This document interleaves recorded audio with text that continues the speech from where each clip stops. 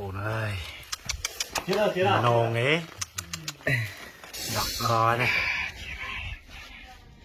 សួស្តីបងប្អូនមកគ្នាមកឥឡូវយើងបានគូឃុំយើងយកមកអានក្លែមទៅណាបងប្អូន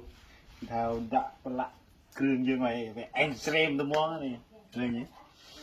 អត់ដាំឡើងកម្មភាពយើងអានគូឃុំទៅជាតិប៉ុណ្ណាយី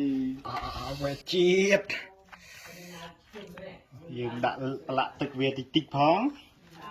ដើម្បីឲ្យវាអេម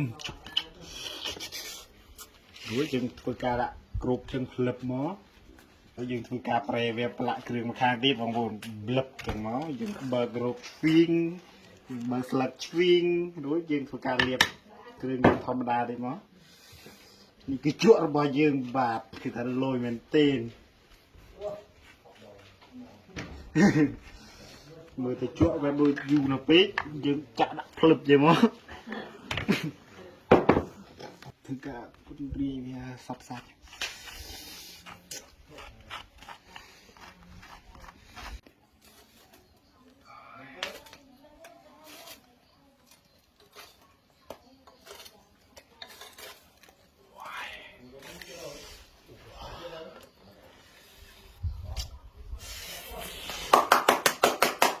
ក្លិនឈ្ងុយបដើបដើអើយ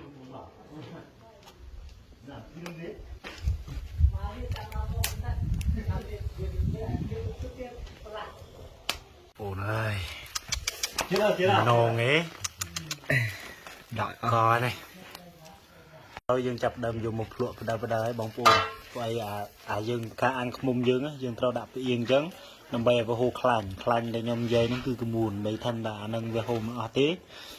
ចឹងយើងហូបទៅជាប់ថ្មិញជាប់មាត់អត់ឆ្ងាញ់ទេអាហ្នឹងរបៀបគេអានខ្មុំគឺអានចឹងបងប្អូនហើយបន្ទាប់មកយើងយកប៉ុណ្ណឹងមកដល់យើងដាក់ជាមួយស្រាក្រហមមកដល់$2000យើងនឹងមកស៊ីក្តាប់ហើយចាជ្រុលអានេះជ្រុលហើយlàm việc đều đủ đều rất là mơ mộng hơi ạ nè rất cho camera mơ mộng hơi á mồm nó bây giờ trong hộp tránh cái dương trăm bách cái trâu cái đào chừng này vậy mó